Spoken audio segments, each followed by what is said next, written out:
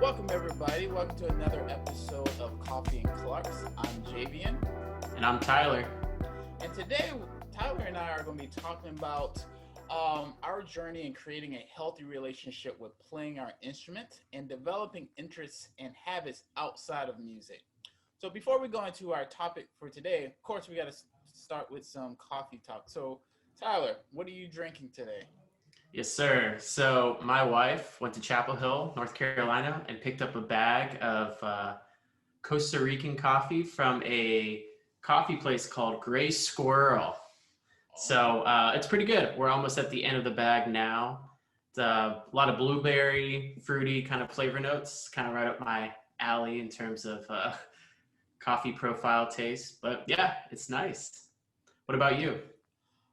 so this past weekend I went up to Greenville, South Carolina. Well, I was in Atlanta, but then I took a day trip to Greenville, and I went to one of my favorite coffee shops in downtown Greenville called Methodical Coffee.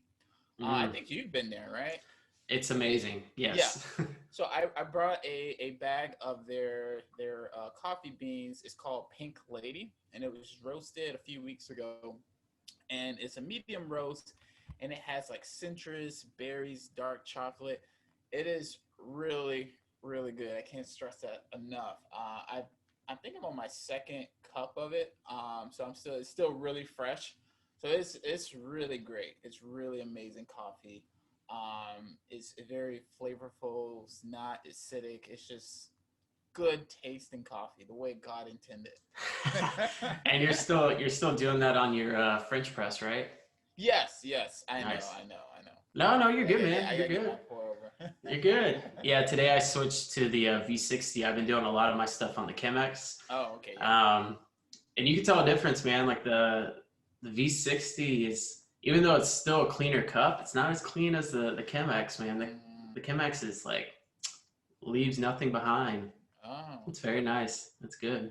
yeah. I gotta get my new one. So soon, Yeah. soon. Well, yeah, that's right. It's a Prime week, right? Amazon Yes. Prime Day Yeah, I or know, something like right? that. Something like that. Maybe they have some deals with that. We'll see. Yeah. So this problem that we want to talk about, I guess, or something that we know is pretty apparent, and I mean it's apparent across the board. Like you look at any businesses, CEOs, any top performers, they tend to have at some point or another an unhealthy relationship with the thing that they do over and over. And I think from our experience, we both have dealt with that to some extent, and even it's probably an ongoing thing. It's one of those things that we kind of have to keep in check. So let's just start with you, Javian. Um, have you ever had an unhealthy relationship with playing your instrument or with just music in general? Yes, I think kind of like you said. I think most people deal with it because um, I think both as a student, we're in the trenches and trying to figure out this thing that we do, trying to get a job. So we become obsessive about that thing, and then we kind of lose ourselves outside of that, and we lose our self identity, who we are as people, and sometimes we lose our interest outside of playing, outside of our daily routine of just hacking away and trying to get better. So in that regard, yes, I've definitely experienced that. I remember a time where it happened the most is where I was actually having some issues playing while I was in graduate school. I was just having a rough time, and I was just so the issues I was having was causing just this dark cloud over my head for a very long time, and during that time everything just I just wasn't doing a whole lot. It was all about trying to figure out what I was doing on the trumpet. It was, not really hanging out with friends. I was just very dark a lot of the time of the day, and just very had a lot of anxiety about all these things, all these issues that I was experiencing.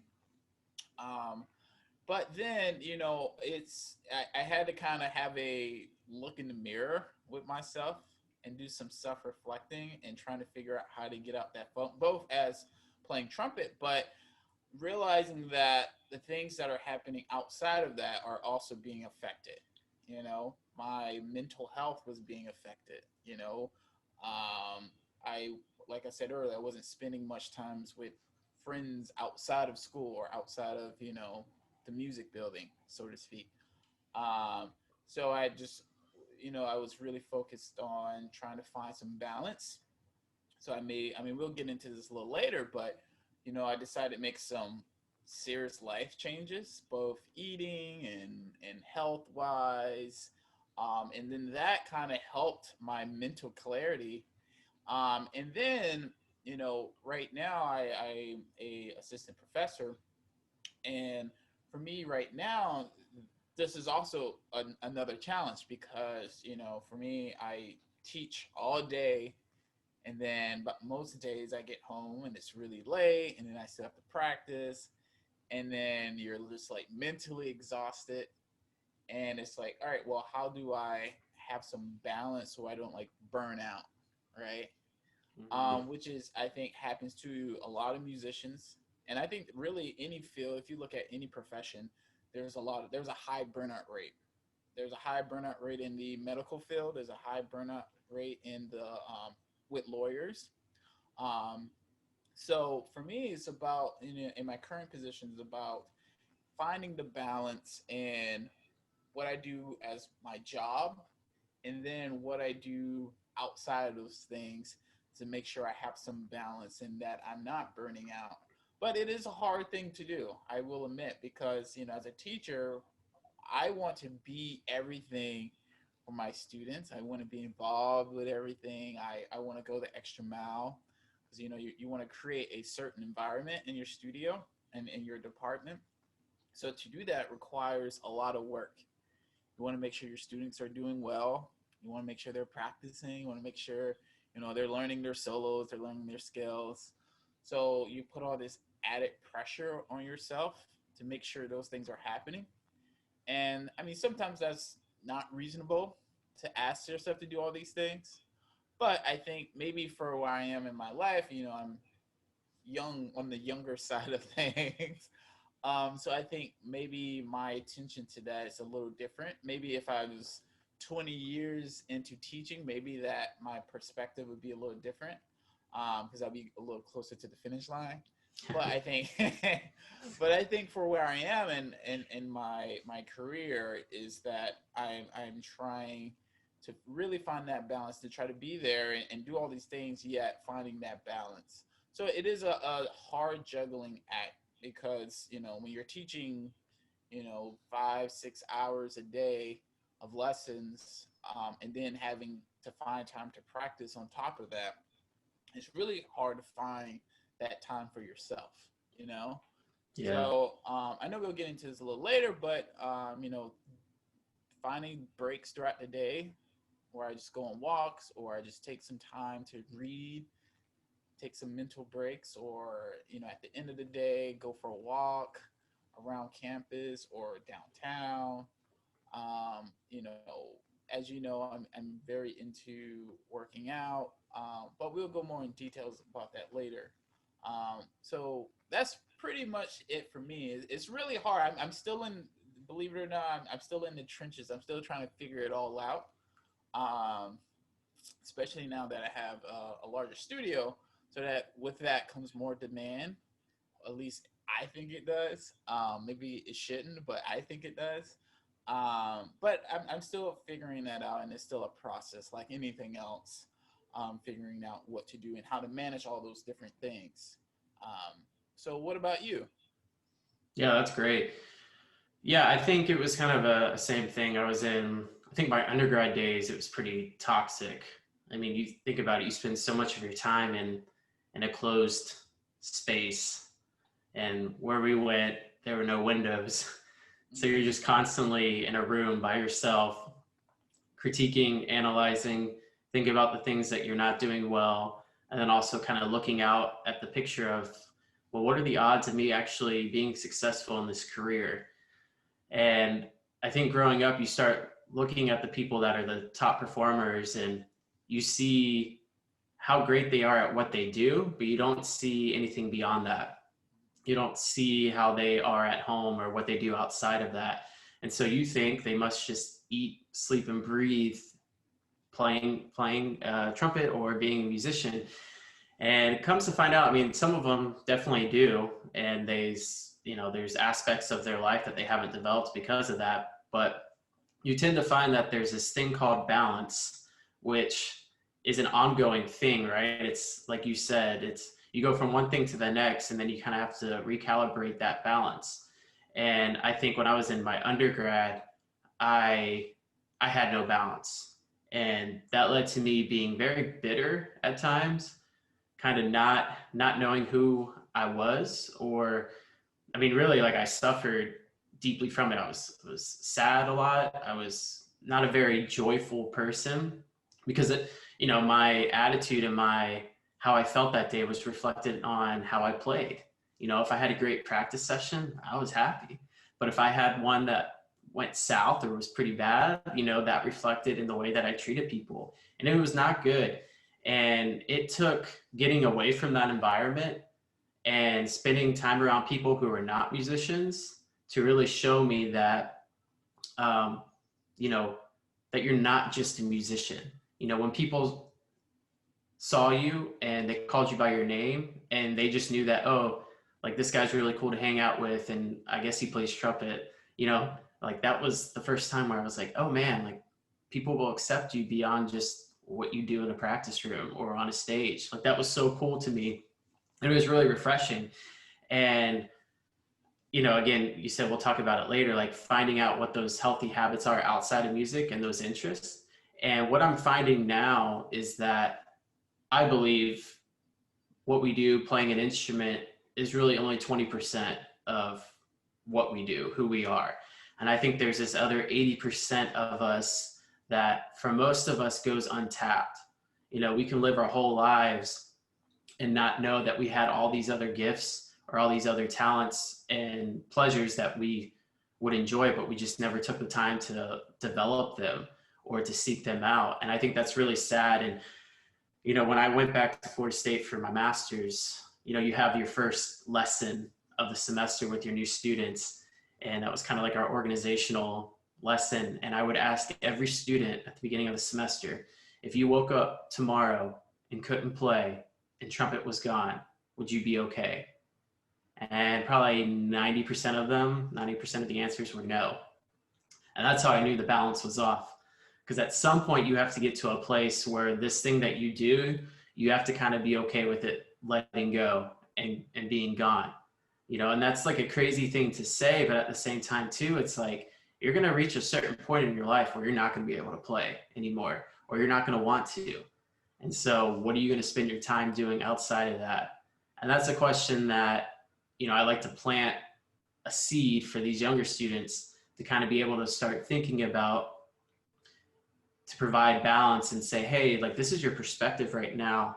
Let's think like this, because all those experiences that you're going to have outside of playing your instrument, you can bring in, and it's going to develop you more as a person and a musician. Yeah, you're absolutely, you make a lot of great points. I while you were talking, I was thinking, do you think, I feel like since we're come from these big music school institutions, I feel like sometimes we get shamed for doing things outside of the profession, which kind of feeds into this mentality. And I know a lot of people who have, a lot of our friends, mutual friends who, were great musicians in school, and then, once they finished school, they ended up doing something outside of the music, which is perfectly fine. Like, do you feel like there's some shame within our community of that? And why do you think that's the case? Yeah, so it's almost like this purist type Yeah. of mentality. Yeah, you see that a lot, especially in the classical and in the jazz world. And they take on different faces, but yeah, I think that's the old school approach, was that like if you're in this, only if you're doing this full time.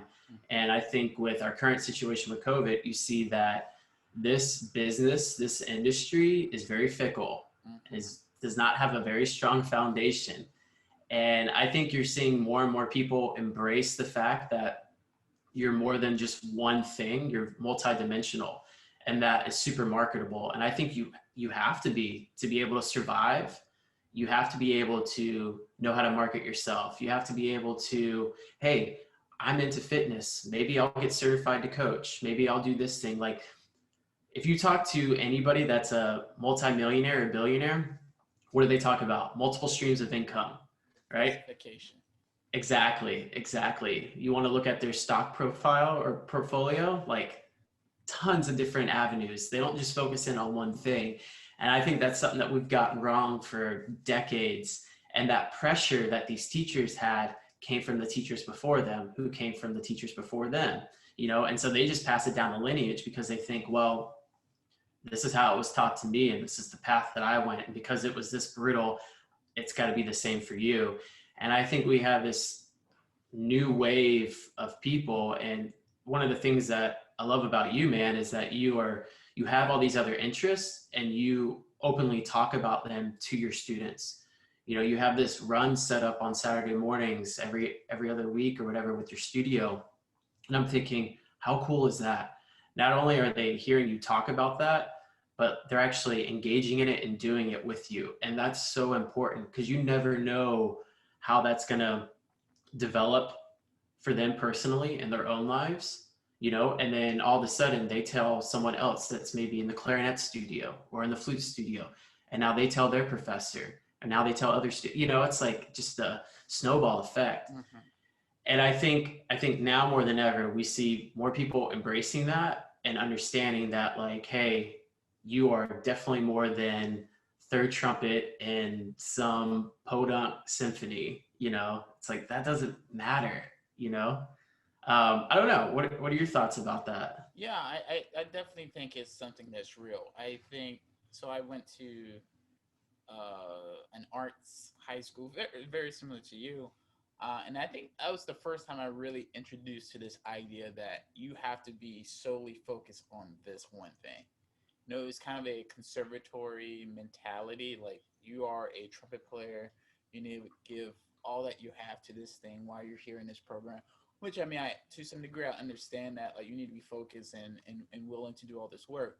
But a part of me was like, there's so many other things that we need to be also doing as people. You know, there's humanity that I think that we need to spend more time experiencing. You know, and I remember I had a friend in high school who his principal instrument was tuba, but you know he was just a really great musician. He could play trumpet, he could play horn, trombone, and he always had interest in doing other things outside of his principal instrument. You know, playing different instruments and just learning more about music. And but our teacher would be like, you need to focus more on your tuba, you know, even though he was a fantastic tuba player, like honestly, like the best tuba player in the state of South Carolina at the time. But you know, that was a time where it's like, you know, this is maybe not the best approach. That's when the wheels kind of start turning, or at least when I first like realizing it for the first time, that there needs to be other interests that we are, you know, doing on a daily basis that kind of create that balance. And I, like you said, I do think it comes from this lineage of, you know, teachers passing down the torch to their student, and then it's kind of filtering its way to the next generation. But as you know, like the music, the way we do music, the music industry, the field that we work in has changed so much. Not even, I mean, think about 100 years ago, but think about in the past 10, 15 years, how much what we do is different. So I always felt like the music school had some fear of evolving, or it's very, very slowly. It's not changing quick enough to keep up with how the world is changing. And I think one of, as you kind of said, one of the beauties about, or maybe one of the very, very few beauties about this COVID situation, it is kind of forcing the hand of institutions across the world. Say, oh, we need to reimagine what we do and how we do it, you know?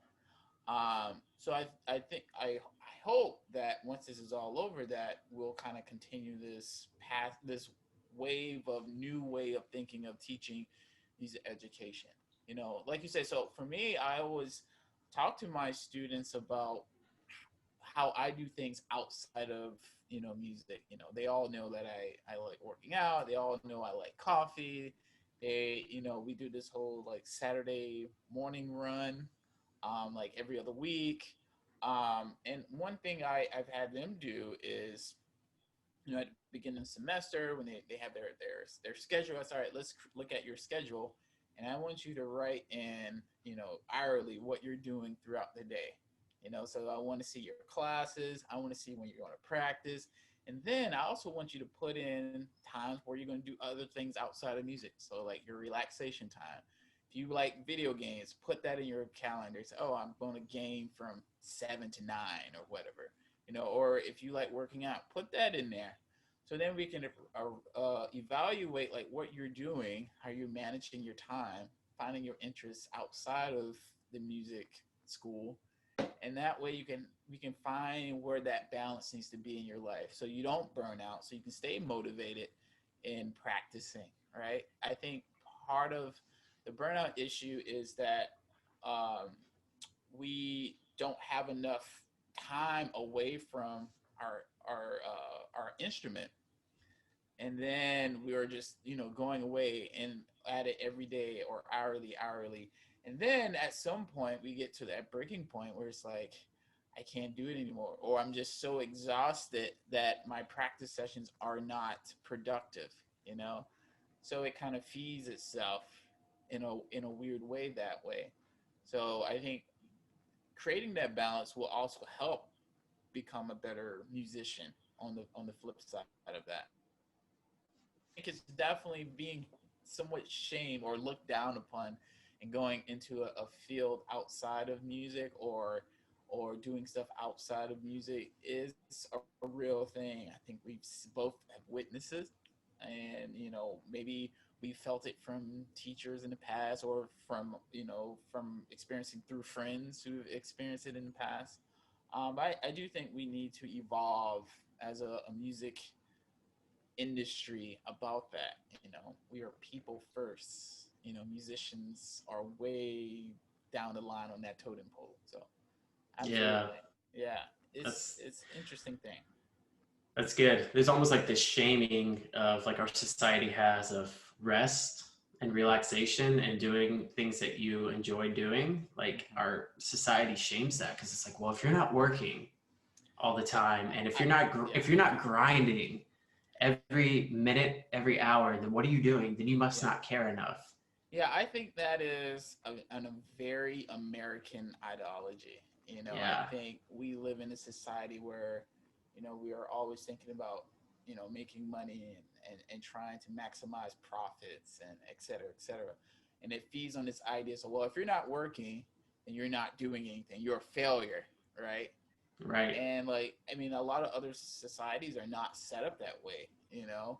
There's some countries that have a lot of like vacation time. They have set times where people go on breaks every day, and to get away from the work. So there is not this burnout, because that's real. Some people only have 4 day work weeks versus a 5 day work week.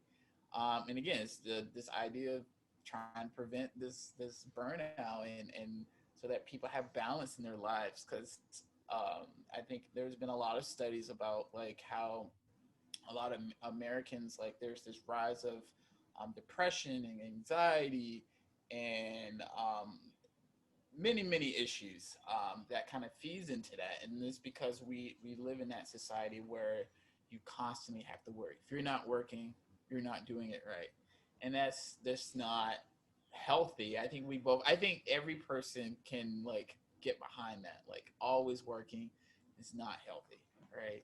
Yeah, um, but that's I think I don't know how we fix that, but but I yeah. I think you would think have to fix it on an individual level, because I don't yeah, foresee society as a whole changing anytime soon on that.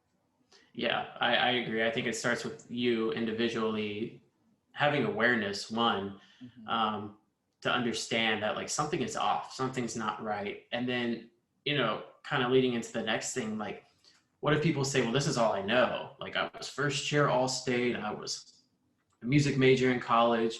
now I kind of have my first job and whatever else, but like, how do I develop interest? And that's a shame, right? It's like, it'll take people, to their 20s or 30s, 40s, who knows, for them to actually be in a spot to have that mental awareness to say like, oh, well, what do I actually enjoy doing? And, for me, it's like, I found running kind of my mid 20s, and that has been a game changer for me. But, for yourself, JV, when was that? I mean, you mentioned you're in grad school, you hit that low point, but what was that like when you realized like the light went off and you're like, okay, I have to make changes? And how did you experiment with finding those interests? Because I think that's something that people kind of hesitate about too. They know they need to make a change, or they know they need to develop interest, but they're kind of afraid to, or they don't know like how to do it. I don't think there's a correct way on how to do it, but maybe we can just provide a little bit of encouragement to say like, yeah, it's okay to try. And if that thing isn't the thing that you like to do, that's cool. Go to Yeah. something else. Yeah. For me, as I said before, when I was in grad school, I was going through a really tough time in terms of playing and the environment that I was in. That there's, like I said earlier, there was like this dark cloud on me all the time, and you kind of mentioned how you know if you're having a bad day of practice, how that affects you personally, and it kind of feeds into that mentality, that negative talk in your head. It's like, I'm not good enough. I'm not going to be able to do it. I'm not going to get a job doing this. So I was going through that exact same thing. It was the first time where I really questioned if I would be able to make it through. Throughout high school and undergrad, and even masters, I was like, oh, I'll be able to figure it out. I'll just keep working, and what will happen. But this is the first time where there was like significant doubt, right? And then not only was I not like mentally healthy at this time, I wasn't physically healthy at all. And I think that was it was going kind of hand in hand. Eating a lot and not really doing any exercising, and at some point I was like, I have to figure something out, right? If I'm not going to be mentally healthy, I got to at least be physically healthy. That's something I can control, right? It doesn't take a lot of practice, or there's not like I don't have to go to school to practice good eating habits, or the to do like to work out. So I just one day I was like, all right, for this month I'm just gonna go on this diet and just see how I feel. I'm just really commit to it for 30 days. And at the end of the 30 days, I'm gonna reevaluate and see if there's something I want to do long term, and go from there.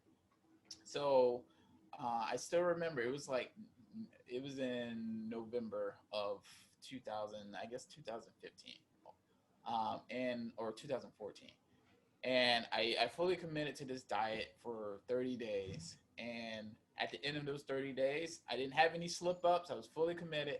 At the end of the 30 days, I was like, you know what? That wasn't so bad. I never thought I would be able to do that. I got through it. I didn't have any slip ups. I somewhat enjoyed the process. I mean, there's a few times where he's like, oh, I want that like sweets or whatever. But but I was like, for 30 days, I was fully committed, and I was like, I can do this long term. It's something I can commit to. And then I said, all right, so I'm gonna take it to the next level. So I'm gonna continue like eating healthy, and now I'm gonna maybe start working out on top of that. And then I started doing that, and then that's kind of where my whole perspective really changed. I didn't start doing a lot of like heavy workout. It was just like, I'm gonna go 3 days a week, see how it goes. I started going with some friends, who was also interested in like trying to get in shape. And then we just kind of made it like a group thing at first. And then as I started seeing results, I got more invested, started going more by myself, and it became my own like personal thing, my own like therapy session, if you want to think about it like that. And it just became this very therapeutic thing where I would go, maybe 4 or 5 times a week now, and it just became like a true balance to all the things I was doing with Trumpet. And then I was like, all right, now I have all this new interest or this new love outside of trumpet.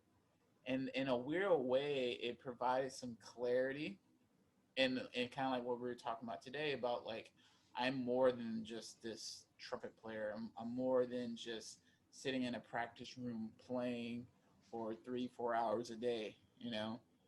And then ironically, I felt like I started having better results on the horn, you know, because I going into every practice session I wasn't so like mentally exhausted, you know.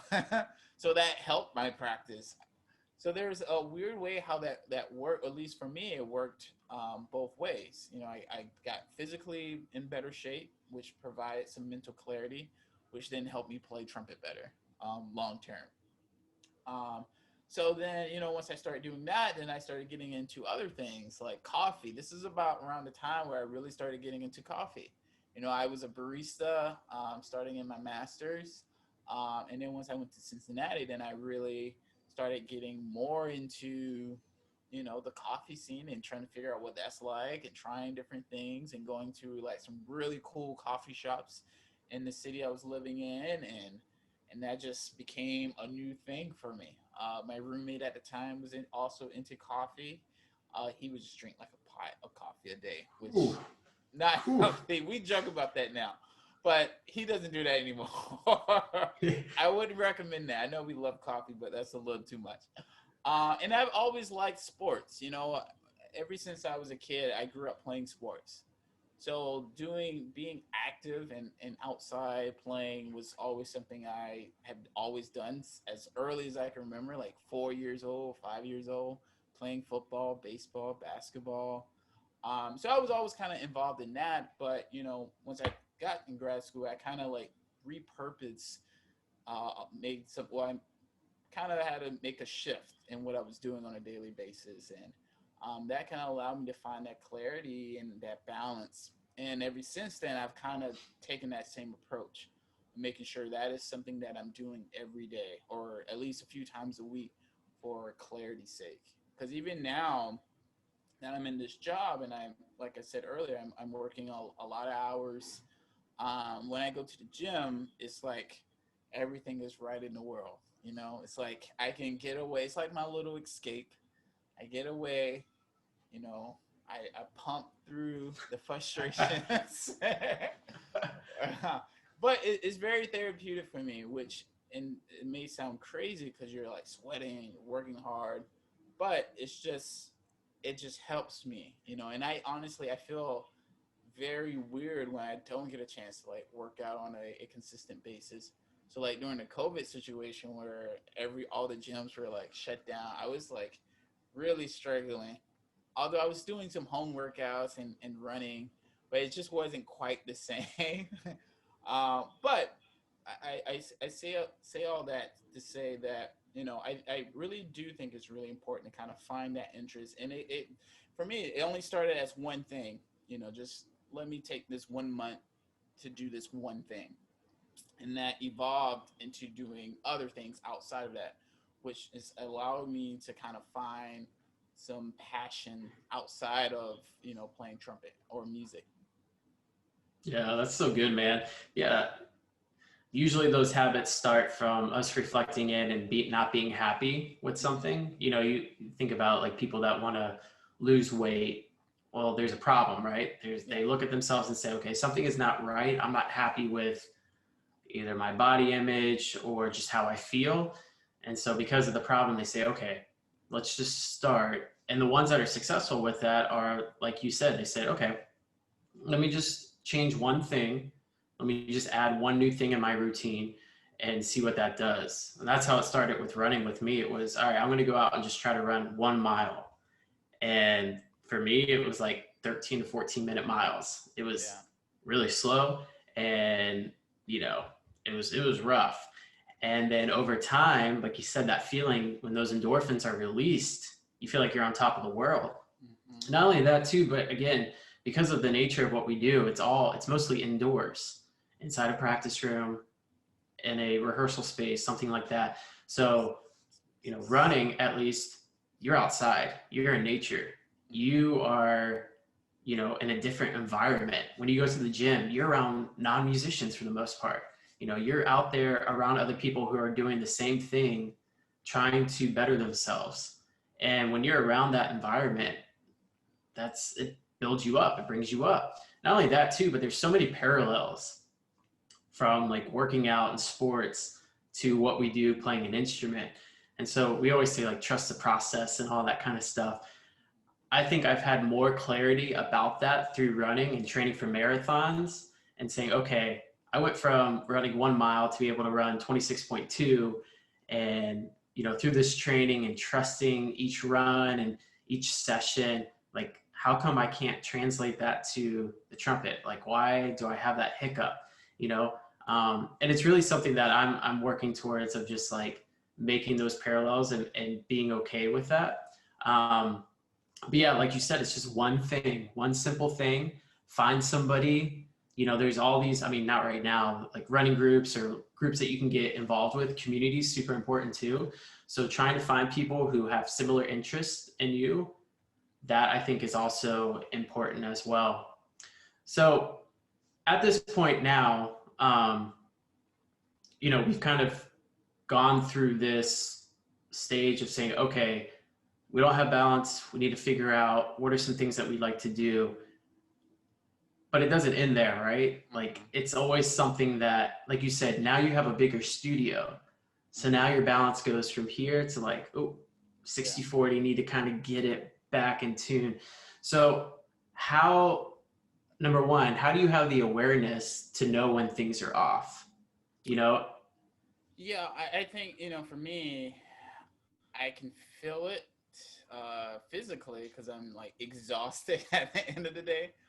But I can also sense it mentally. If I get to the end of the week and I just feel extremely exhausted and I feel like somewhat burned out, that means that throughout the week I didn't have enough balance.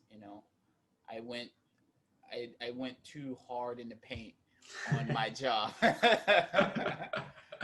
so that tells me that next week, okay, maybe instead of staying in the office like an extra like 2 hours doing emails or what have you, maybe I'll just go home right after I'm done teaching my last lesson, and then go home, maybe watch some TV, maybe go for a walk around my neighborhood, and maybe that is what I need so I don't feel that way at the end of the week.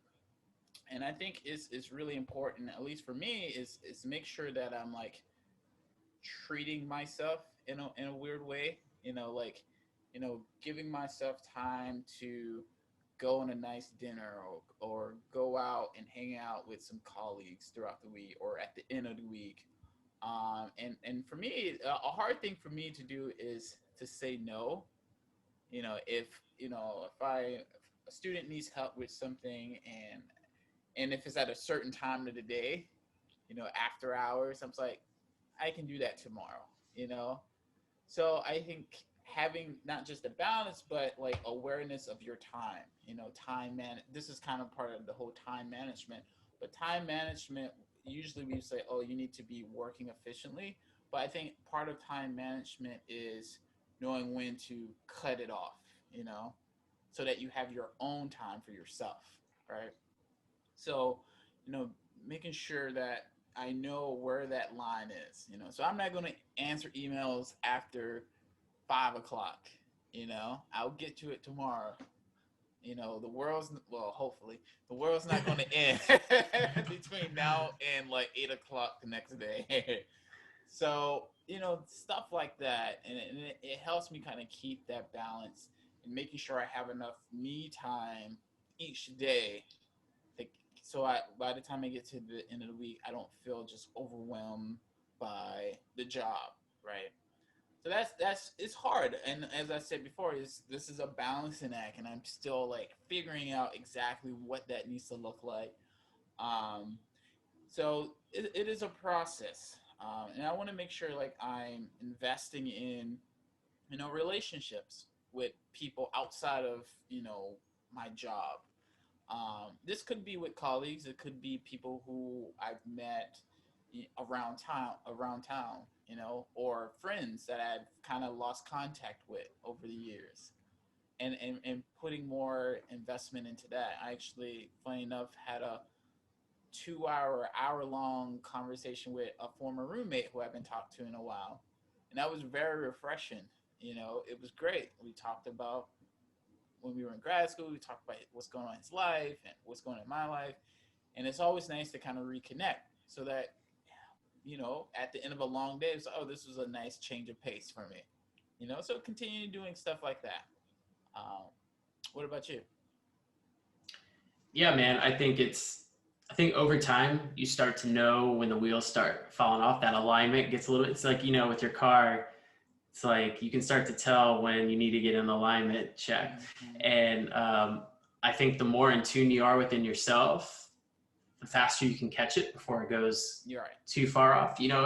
There's this saying that 1% change, you can't really see that, but 1% change over 30 days becomes 30%. Mm-hmm. You can see 30%. Yeah. So catching it before it becomes detrimental, I think is huge. And you talked about the cutting off, the okay, this can wait till tomorrow.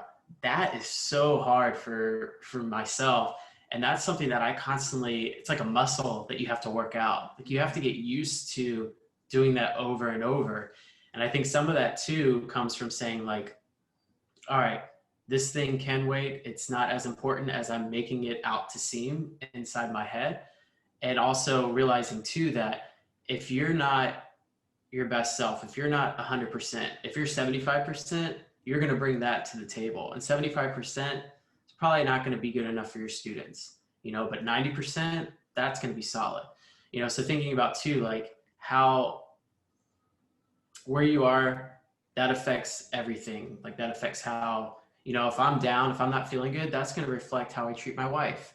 That's going to affect how I talk to my parents, talk to my brother, all those things that we kind of take for granted. We're just like, oh, I'm just in a sour mood. And for me recently, I've been asking myself, why? Why do I feel this way? Why are these emotions creeping up? And a lot of times it's because, oh, well, you didn't do this workout, or you overate and overeating and things of that nature. And you're like, oh, okay, easy fix, got it, cool. But again, it comes from like sitting there, and something that I've started doing recently is journaling in the mornings. And that has been like a game changer for me, just writing things down, like how I feel in the morning and things that I might be worried about, and what's kind of going on. And it goes from up here to out there, and it's like this release, and it's super refreshing for me. And it's kind of been a new tradition, a new rhythm that I've kind of started in my life. And the other thing too is on Sundays, Sundays I call kind of my Sabbath. And I literally, man, like there's a few things that I'll do, but as far as like checking emails and anything work related, no, that can wait. Like you literally need a day to just kind of regroup and recharge. Because if you're working hard in the paint, as we say, like 6 days a week, that's not going to last very long. You know, like your body's going to give out, your mind's going to give out, your emotions, all those things are going to be taken from you. And what are you left with?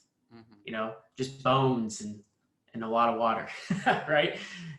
So it's something that's constantly ongoing, man. And like you said, moving, new job, family, things of that nature, things that pop up that change over time. Like, yeah, your balance is going to change and new things are going to come in, and you have to be able to adapt and be okay with that. Yeah, absolutely. It's an ongoing process. Yeah, I like the idea of journaling. I had this conversation with a student who was feeling very overwhelmed by all these different things. He felt like he was missing some assignments, and he's like, oh, I'm not practicing enough. I'm not doing this. And I was like, well, let's talk about that. Let's unpack that. So I kind of gave him a little homework assignment. So this is what we need to do. I want you to write down every assignment that you need to get done. And let's put it on paper. All right. So we can actually visually see it. All right. And write down all the things you need to practice so we can visually see it. And then let's take that and let's just come up with a plan to get those things done throughout the week. Not in the next hour, not in this day. Let's spread it out throughout the entire week. and let's see how we feel at the end of the week. Because I said, I guarantee you, it feels like a lot of things because you're processing. It's all here. It's all mental. But if you write it down and then you start to cross these things off as you go throughout your week, I guarantee you it'll feel way more manageable.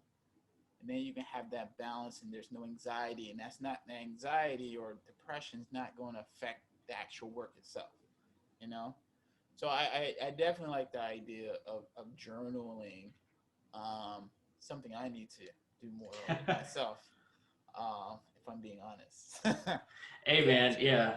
It's those small little things that you do, and everybody thinks that you have to do something big.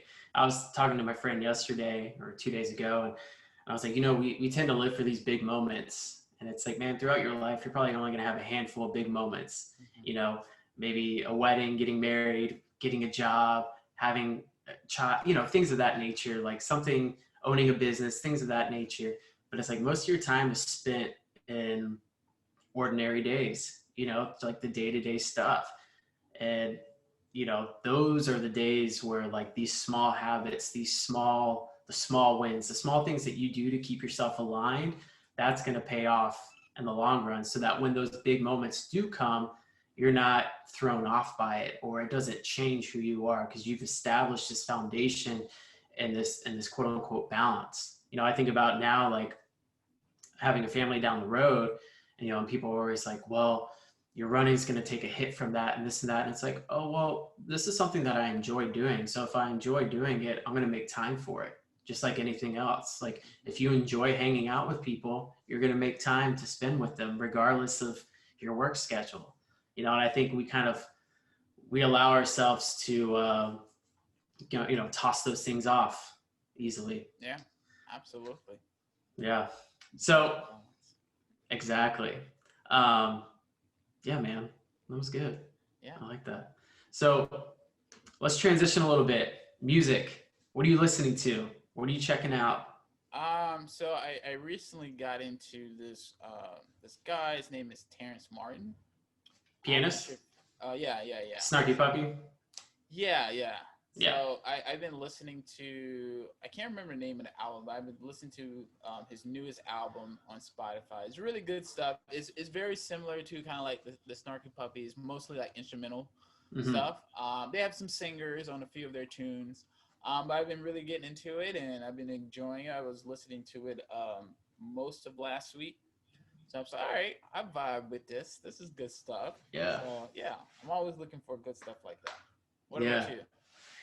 So I've kind of gone old school, kind of tapping Mm. into some of the college days and high school days. So RH Factor. I was Oh thinking yeah. about Roy Hargrove last week and the week before, and I was like, oh man, let me check out. And it's crazy. You listen to some of the stuff that you might not have listened to in years, and you hear it with different ears, hopefully more mature ears, and it hits you differently, and it kind of brings you back to places or things, or you know that time period. It's awesome. That and Stevie Wonder, listening to some of his music, because he just has so much stuff out there, Yeah. and of course the radio only plays like a handful of his things, but yeah, I've been trying to check out some of his stuff that, like, I've never listened to before, Right. so that's been refreshing.